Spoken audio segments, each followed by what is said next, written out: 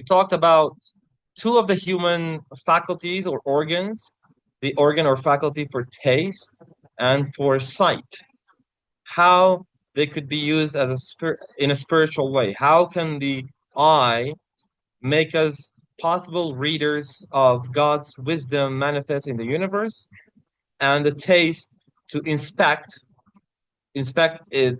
And the idea of inspect is really important because once you inspect something, you're not fully attached to that thing.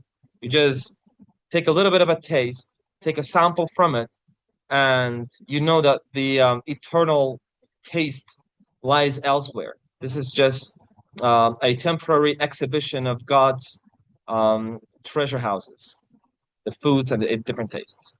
And you can be thinking of the different faculties of maybe touching, of hearing, how once we're using them within the parameters of religion, how it transforms the state of our soul and for our intelligence to see better.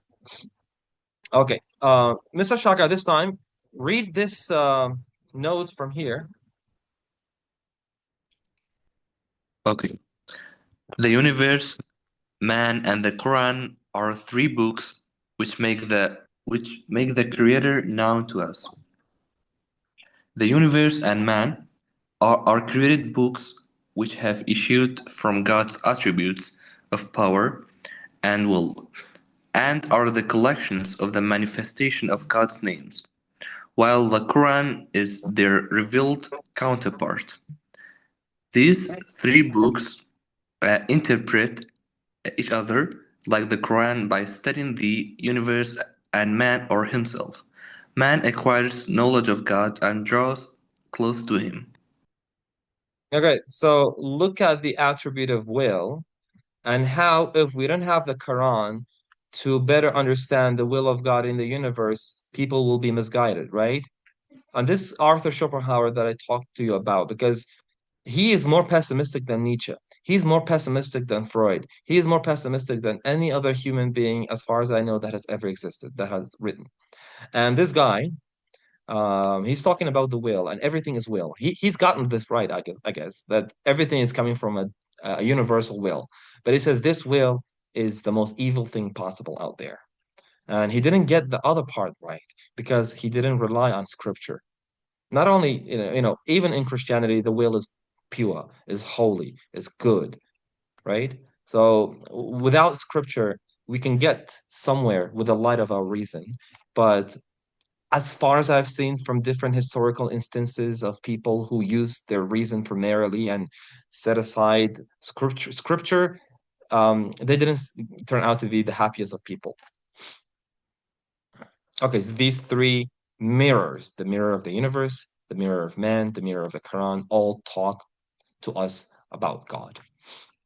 Okay, Mr. Muhammad, go ahead and read this part for us. Okay. Due to their belief, believers use what the Creator has entrusted to them on His behalf and within His limits. Unbelievers betray the trust and use it for the sake of the carnal soul. I think in one of the passages, he's talking about the trust being our nature, um, operating in the form of a mirror, that we can reflect God's names and attributes more than any other created thing, because we have knowledge, we have, wisdom that the other creatures don't seem to have that to that extent, right? And this trust that we're given as humans to reflect all of these great things and beautify ourselves with God's names and attributes is something that is no joke. Obviously, it's very hard to really represent these values. This is going to be too crushing for the soul, right? But still, that should be that looks like the goal that religion is demanding from us. Religion, as Kierkegaard says, demands a lot from humans. Don't be thinking that once you're religious, everything's gonna be pinky and easy, but rather things could get really hard on the soul. But over time, you'll feel the sweetness, unveiling to you and experiencing it. But it is not that of a path that is without sacrifice. Okay, Mr. Shaka, go ahead and read the other paragraph. And whatever comments you have, please, I'll pause me and continue sharing your thoughts as well. Okay, sir. Uh, if he does not rely on the all-powerful One of Majesty, trust in and submit to him with full confidence, his conscience will always be troubled. He finds himself caught in vain torment, pains, and regrets, all of which suffocate him. They either or either, sir. Both. Both is Both. fine. Okay. They either okay.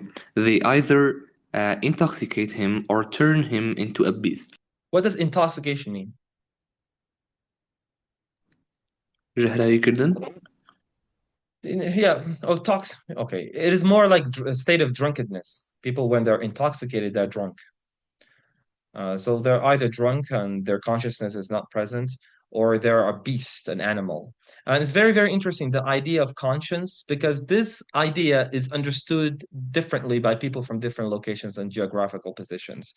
In Islam, we may see it as the fitra, that the fitra is not something of our own making. It is not something we're creating.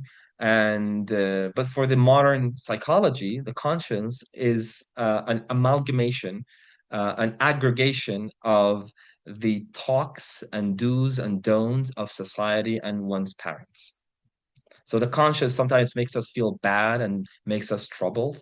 The modern psychology doesn't connect that to the conscious as being the seating place of God and man in a sense, right? So they have reduced the idea of conscience, and that is a very, very huge problem, because we see the ramifications and the negative outcomes of always the conscience being conscious. Masman وجدان على agay, okay? It's not conscious, it is conscience.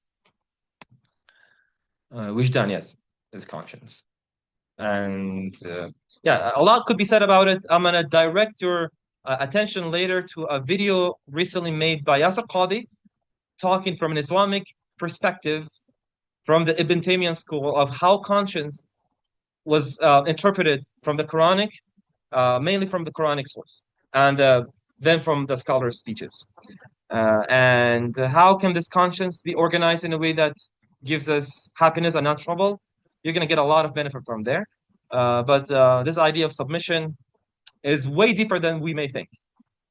I mean, I've looked into this psychologically, psychology of religion, and one of the greatest contributions of any religion, especially Islam, because literally Islam says taslim, right? Submission. The greatest contributions to human felicity, happiness, coming from one's submission. And why it works, how it works, it is a topic on its own. Maybe one day I'm going to explain to you from the sources I'm reading. Okay, this other part, this other paragraph, is Mr. Muhammad, I guess.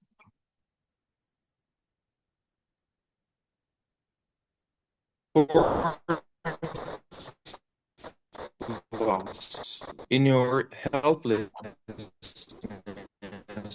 and poverty, you'll shoulder life's heavy burden and continually groan under the blows of transience and separation. Yeah, have you heard of Uberman? The idea of Nietzsche's. Sir, Can you hear me? yeah, we can hear you. Yeah. I So thought you didn't hear me. yeah, so Nietzsche is a prime case study of how he rid himself free from the bounds and parameters and constraints and restrictions of religion. This is a prime case example, the case study that he actually, I think he was diagnosed with a severe mental breakdown, and he had an early death. And I think his early death could be accounted for from his outlook onto life, that he thought that the man, the true human, the superhero, the superhuman is one that doesn't submit, that wills everything. So it goes in contradiction to what religion demands of human beings. So he said, I'm not going to follow the path of submission. I'm going to follow the path of creating from my will, my own self, my own life, and trying to control everything from his weak will. But Badiou Zaman says No, you are wrong. Human nature is poor. We're in need, we're helpless, and the power we receive is not something of our own creation. It's something we have to receive it from being receptive through submission. And this idea of below of transitions and separation is very beautiful because like it blows you like a punch. Everything you are attached to, it could be gone. This is like a blow to you. And at the same time, a reminder. Everything is a reminder, including the blow of death and pain and suffering.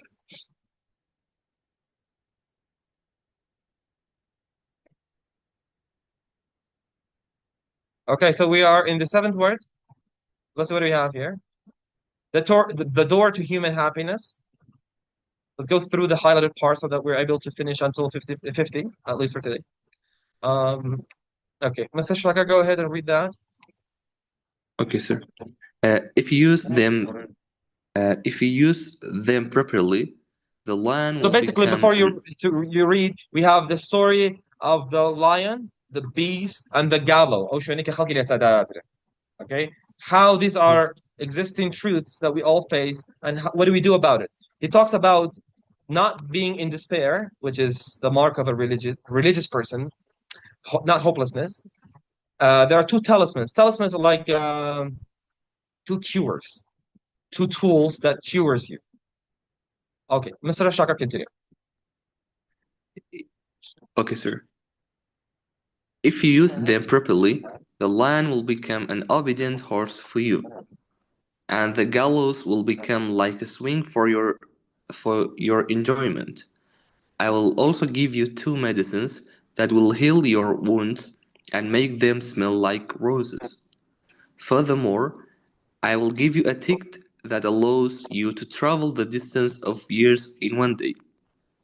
Try them and see if my words are true. The soldier the soldier did so a bit and found his words true. I this unfortunate said or Said, say, Nursi. said uh, affirms it too. For I also tried them a bit and saw they were absolutely true. Okay, so what do you think these two medicines are?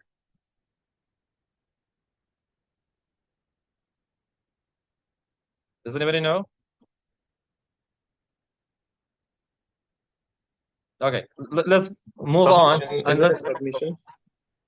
submissions and patience. They are the two talismans, I guess. The belief in God and the hereafter are two of the ways, the two talismans. So we have belief in God and the hereafter, the judgment day, as well as submission and patience. We're gonna go through them. Mr. Muhammad, read from here. Okay, the soldier represents you and every other human being. The lion is our appointed hour of death, while the gallows stand for our uh, continual separation from friends. The two wounds are our infinite and troublesome im Weakness. impotence, Weakness. yeah, and our grievous and boundless poverty. That's all, I think. Okay. So yeah, he's very realistic. He doesn't negate that there are wounds. He says, yes, there are wounds, and he has felt it himself. That's why he said, I affirm it, because once I used my belief in God and hereafter, patience and submissions, I saw the effects. He said, my affirmation and verification is not a scientific one. It is an experiential and phenomenological one, something introspective within. The soul affirms it. Okay, the two wounds are real. Infinite trouble, troublesome impotence, weakness. So we're weak. People are dying and going. The gallows he's talking about. Can we do anything about it? The Gazan people are suffering every day. Can we do much about it? So this weakness, this poverty, and we have the desire for things to be correct. I mean, the only solution that has worked so far is the idea, the solution of religion. Okay, these are the two talismans, the two cures. They are belief in God and the hereafter. And Badiüzzaman Said says roughly 1/3 of the Quran is talking about the hereafter.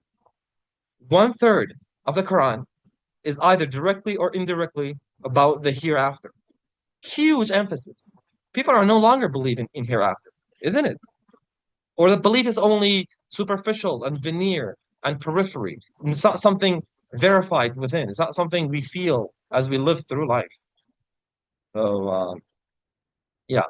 Okay, Mr. Shaka, go ahead from understand. Belief in God, a belief in God and the hereafter. Through this Sorry, go ahead. sacred talisman, death, which is the lion, becomes like an obedient horse to take believers from the dungeon, Dungeons, watoku chalwa.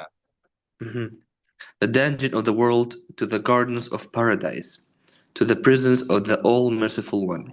Let me just take your attention to the word sacred means holy. Do you know that we're living in a world that the sacred is not recognized anymore? During one of my trips, I was with the head of English department of Komar University. We were heading towards Baghdad, and we had a 5 hours conversation, as you can imagine, me being with a person who's a reader. And yes, and one of the things he was telling me, he was not a believer, obviously, and it was like the lack of the sacred. Sacred doesn't exist. We only humans give sacredness to things. And that's why the hereafter and God for Badiou Zaman is a sacred talisman. But we're living at a world that the sacred is no longer recognized. They're not looking at this as a sacred reality. What is the opposite of sacred? Just so that I could teach you an English word as well. The opposite of the sacred is profane. Okay, Mr. Muhammad, read from separation. The passage of time, sorry, until manifestations. Sorry, before getting into that, I have a question. Uh, for those that don't believe in the Day of Judgment or the Qiyamah, what pushes them to live in their lives? What makes them to good things and not doing bad things? Yes, good I question. think Very okay. What it's do you very think? hard for someone to not believe in the Day of Judgment and wakes up every day. Okay. I had a book on what is philosophy in Kurdish. Okay, let me give it to you. Do you see this book? Both of you. Çiğeti felsefe çi be felsefe nav debret ama asad hamanu siyeti. He was a professor. He was a professor from the Department of Basic Education in the University of Soleimani. I think Miss Maria maybe knows him. He has a long hair, and he's like the typical philosopher we have in our mind. And he's not a believer as far as I'm concerned. Okay, and he came to give us a presentation and asked the exact same question. And he said, we have to be good human beings. We have to serve our society and serve the cause of humanity. And I asked him, listen, why are you serving humans that we know are going to end in death and there's nothing to wait for after death? Are you serving society? Because society is nothing without humans. And I said, the whole universe itself is going to come to an end by all the modern scientific models we have, either be the heat death or the universe losing energy or things collapsing to the beginning singularity. Whatever models we have, there's a higher probability that things living and non-living will end and perish. Why? How are you motivated as a person who's not a believer of God? And he didn't give us any satisfactory answer. Before that, he said living for humanity, and he said that is wrong because at the end is going to be nothing. It's like you're studying for your ministry exam, Wazari exam, and you know full well that you're going to die on the day of Wazari. Would you be motivated to study for it? No. Not that motivational, right? To know that everything is going to be Yeah. multiplied by zero. And it's kind of illogical. It is illogical, as you said. It is illogical. For them, I don't know. They think I don't know. Nationalism, wherever it increases. Do you know nationalism? No. Nationalism, sure. Or you can nationalism بیارین خب من. Or you can nationi خود. بشی با nation. Fighting for your own nation. We have the Nazi nationalism. We have nationalism in many countries. Everywhere, people are tending towards a sort of nationalism above religion. So they are religious people in the nationalistic sense. And this book here, The Devils, by Dostoevsky, is talking about how wherever nationalism increases, there's a decrease in religion. There's an increase Mm. in atheism.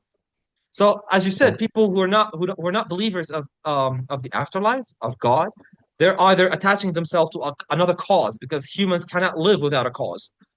So it could be nationalism, it could be saving the earth, but all of that are illogical if you think about it. that is true. Okay, did you read that? Yeah, read it, Mr. Read it. Go ahead.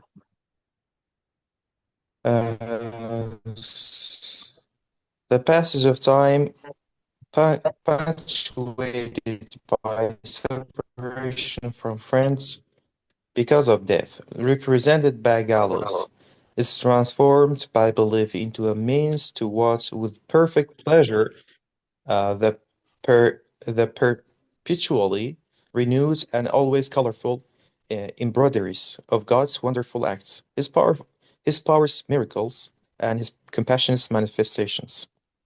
When a plant grows, becoming a full-fleshed tree, when a flower is in the seed conditions and becomes a full-fledged flower, when a baby is born and going towards childhood all the way to adulthood, and then waning down and withering and dying.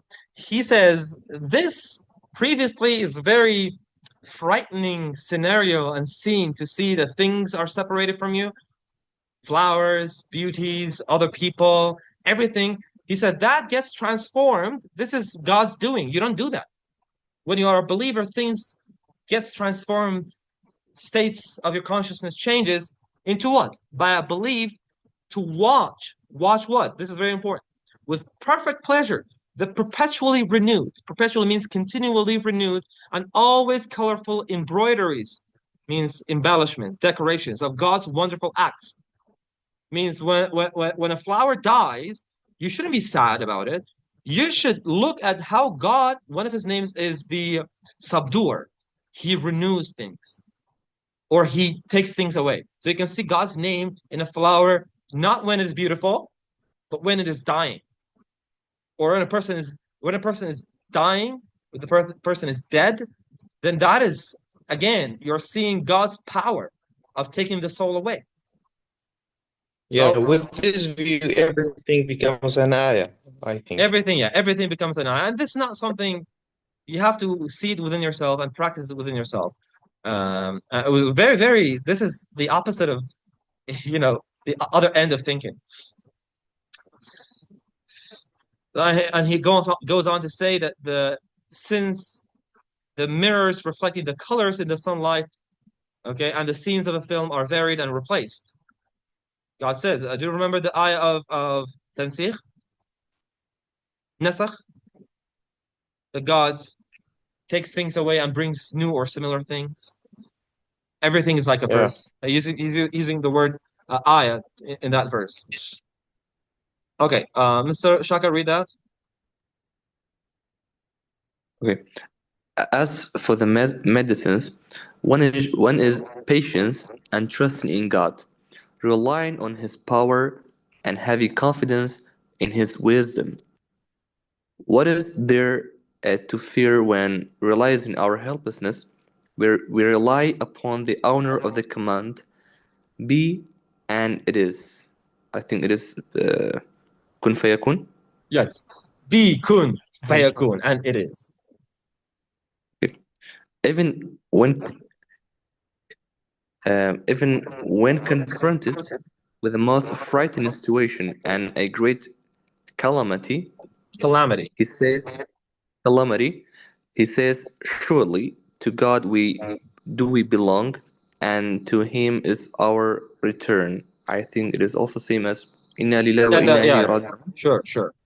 Yes, I mean, imagine you're going out and you're with your family going to picnic, and all of a sudden your car doesn't work. Kun fayakun. God said, "Don't work," and it doesn't work. That's it. Or even when you get into a car accident, you see the dead body, the corpse of your baby in front of your eyes. This may cause you to cry, which is very normal, but that doesn't cause you to despair. One of the contributions of religion to human soul is it never leads the soul, the subject, into despair. Maybe sad, maybe unstable from time to time, but never despair. And this is coming from this idea, I guess. That applies for every particular mundane day-to-day topics. You don't think that this ayah should only apply, our reliance on God only applies on big decisions. No, in everything. And imagine the peace. And I've seen people who have understood this, especially students of Risala Nur. One of my brothers has been a student for almost 15 years, has read all the books times and times again. And I see in him that he doesn't care at all about what happens in destiny. He goes to another country, Yeah. and now he recently moved to the United States with his family. And before the days that he's leaving this country, he doesn't know when he's going to come back. He was just smiling.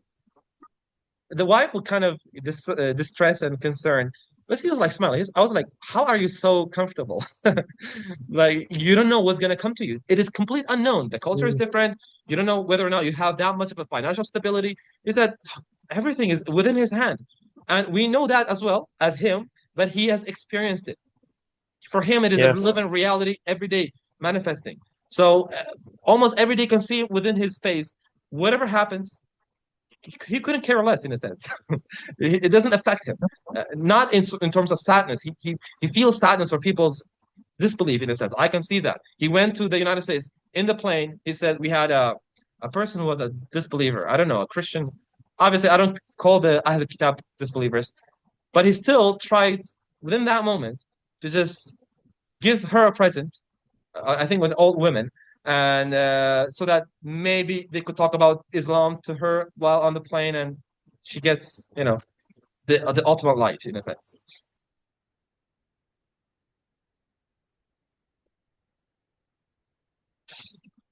Taking refuge Do in you my want month. me? Go ahead. What was it?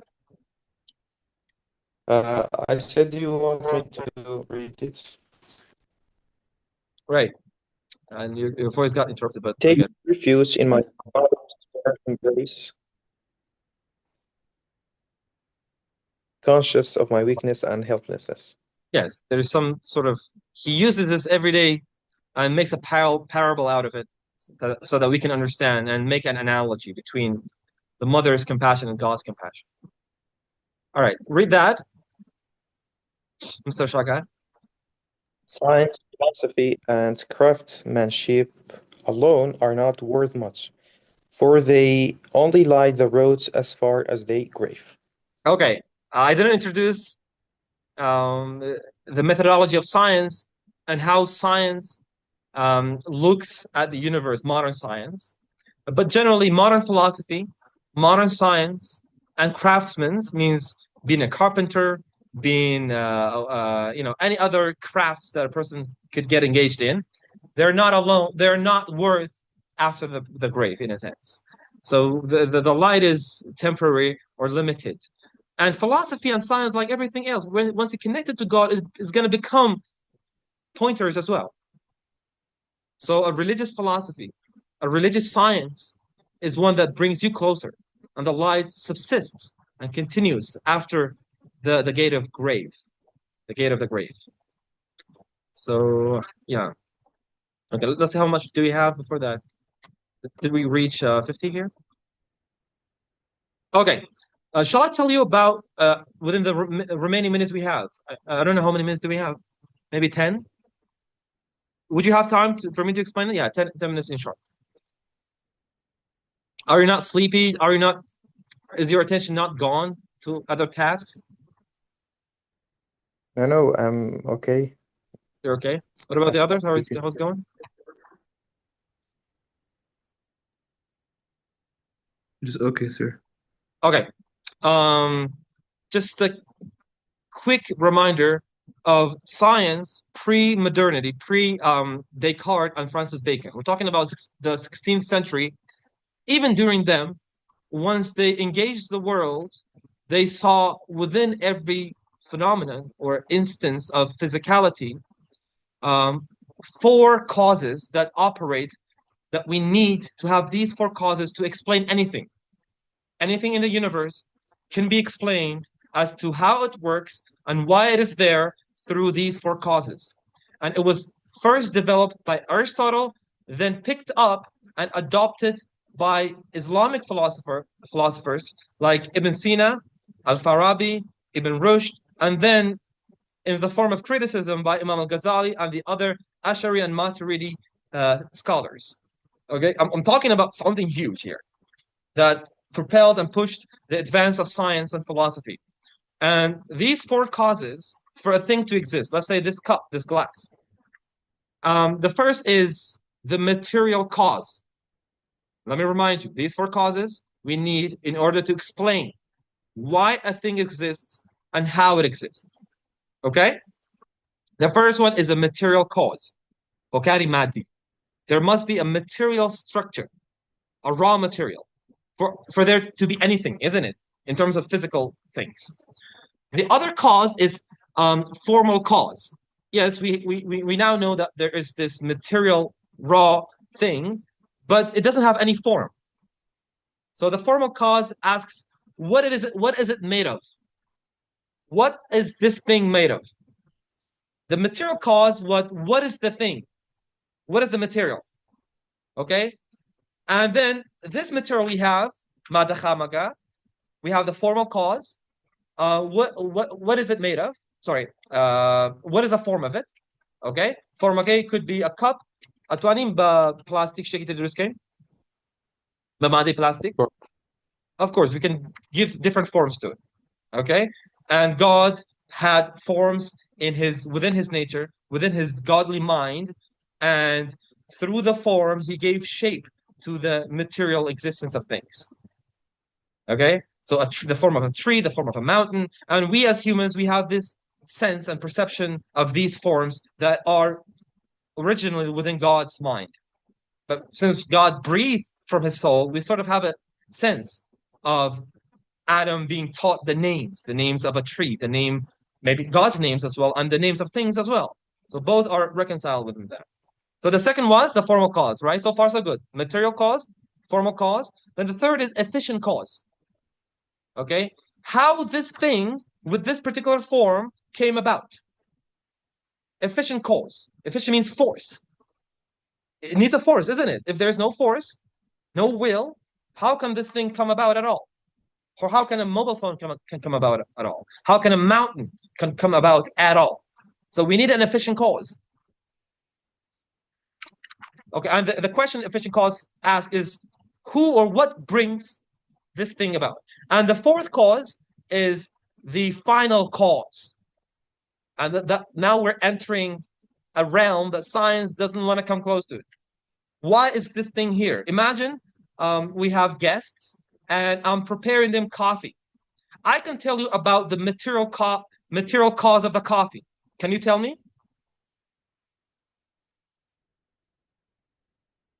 Can you tell me the material cause of a coffee? Tree, isn't it? It came from tree. So it came from the tree of the coffee tree, but in itself it has elements, right? The chemical elements, right? And it has a physical raw material that we call it a coffee, right? Right. Then the formal cause is this material is not cigarette. It is coffee. It's not something else. The form is unique. It is individualized. It's one form.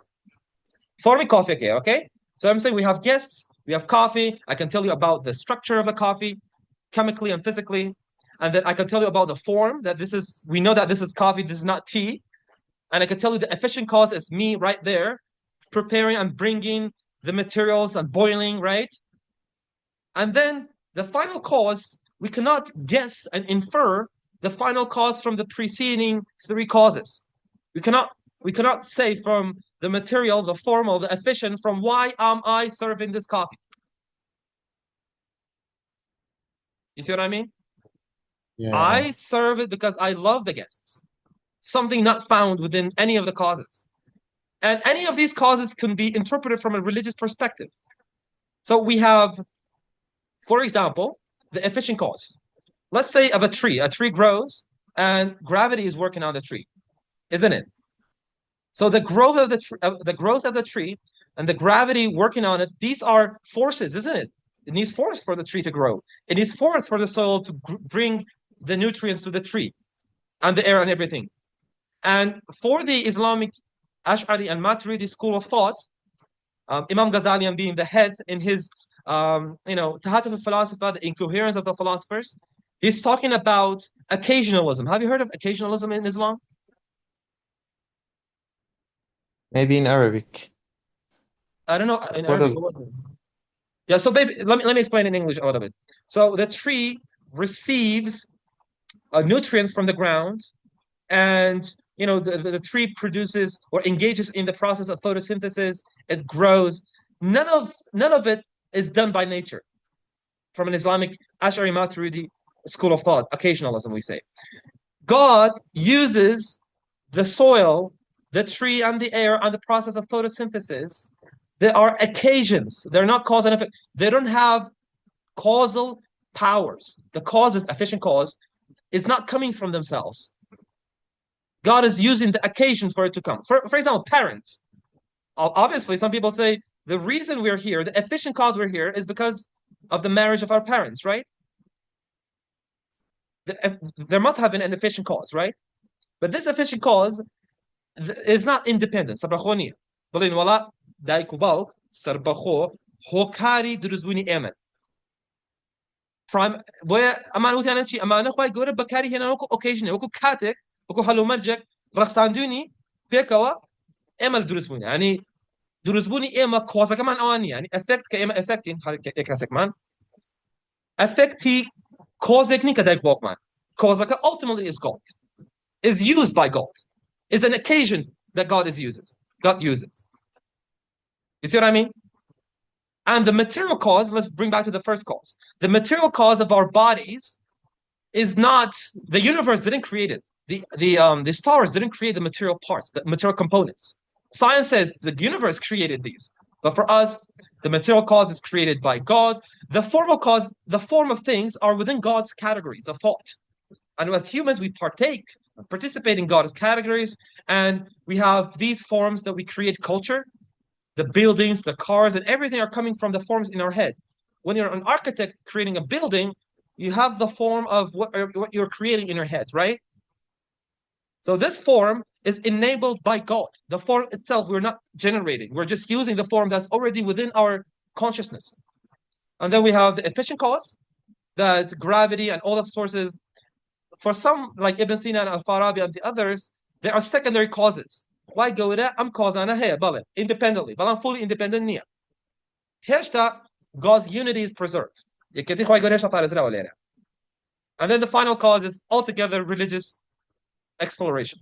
We're going to continue on the four causes. There are much more to be said about it, and how science is using, how many of them, and why science isn't using the other last two, and so on. We're going to be exploring them in the coming sessions.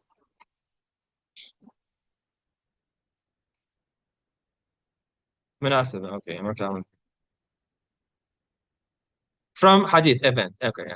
God is only, yeah, as I said, God is the only actor. Everything is being used by God.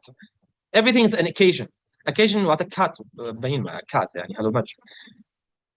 Okay, we're gonna be ended. The meeting will be over in a few seconds. So I hope it was kind of eye-opening somehow. And if you have questions, please direct them to the Telegram group later. And it was a pleasure to be discussing these topics with you.